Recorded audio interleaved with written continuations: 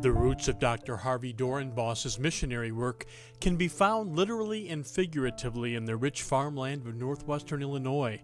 Harvey's mother was a missionary in Nicaragua in the 1920s. She married his father, whose first wife was her sister, who died leaving small children. Harvey's education came on the farm and in a one-room schoolhouse with one teacher for 8 grades. It came, too, from a love of books and his Christian parents. Because of them, Harvey cannot remember a time when he did not believe in Jesus Christ as his Savior. It was at a church summer camp that Harvey made his first conscious decision to serve Jesus in whatever way he was called.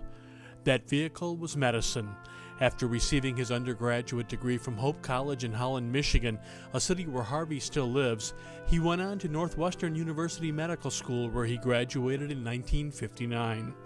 It was as a first-year medical student that Harvey married Margaret Hospers, a junior high school teacher he met while at Hope College. She was from New York and came to Hope with her twin sister. General surgery residency took place at Butterworth Hospital in Grand Rapids, Michigan, a time when Harvey and Margaret were blessed with son Dirk, the first of 2 boys they would welcome into the world. The Doorenbos family included Keith when Mom and Dad were commissioned to be missionaries by the Reformed Church in America. Harvey's formal medical missionary work began with this Pan Am flight to London, his first stop after being assigned to the Arabian Mission by RCA. In stages, the family crossed Europe, arriving in Bahrain for 1.5 years of Arabic language study. Harvey's assignment was the Sultanate of Oman. 1965 Oman was a very traditional Muslim Arab culture, and it seemed to the family as if they were living in Old Testament times. American Mission Hospital was where Harvey would work, the only hospital in the country. It had 80 beds and ran at 120% capacity. Meanwhile, Margaret spent her time homeschooling their children. At the end of a second term in Oman, 10 years in total, Harvey's application for re-entry to that country was rejected by Oman's Director of Health Services, who decided that only Muslims should be employed to work there. That decision was overturned by the Minister of Health, but by then Harvey had received a new calling. His life's work would take him to Ethiopia. The contrast between Oman and Ethiopia was striking.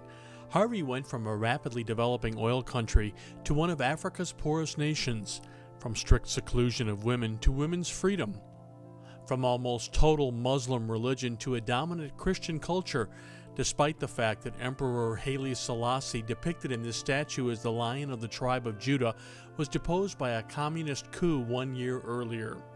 Harvey would spend 24 years in Ethiopia, working in conditions that included a lack of running water and a shortage of operating room staff. There was no shortage of love, though.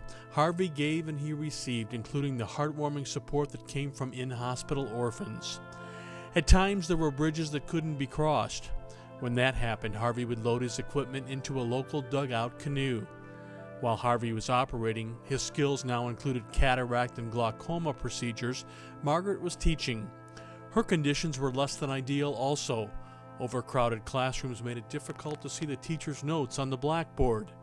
Final exams were given on the soccer field. One of Harvey's greatest accomplishments was the rebuilding of Ira Hospital. Constructed 30 years earlier with mud and split eucalyptus logs, it was woefully inadequate in size and quality. The small operating room required Harvey and others to carry a patient by hand to a bed waiting in the middle of the outpatient waiting room. It took 2 years, but because of Harvey's efforts and funding assistance from the Lutheran World Federation, the old hospital was totally rebuilt with work completed in 1990. The actual cost for this large outpatient and 80-bed inpatient hospital was $1.5 million. That's amazing in that hospital construction costs in the United States at that time totaled approximately $1 million per bed. As a medical missionary, Harvey's responsibilities over the years included so much more than physical healing. Much time was spent training general practice physicians, nurses, health assistants, and X-ray technicians. With no official certification, these assistants were able to help overcome staffing shortages at the hospital. Where there was no shortage was in Harvey's love for the Lord and in inviting others to share and accept his love. He says that it was his most important responsibility. Officially, Harvey retired in 1999, but his work was far from over. An early leader of the Pan-African College of Christian Surgeons, he's spent the past 13 years volunteering as a substitute surgeon, giving 8 months a year of his time and talents. The goal of the Pan-African College of Christian Surgeons is to train 100 national physicians in surgery by the year 2020, replacing foreign surgeons who are becoming increasingly difficult to obtain. His volunteer work has taken him to India, Cameroon, Zambia, Malawi, Liberia, South Sudan, Kenya, and back to Ethiopia.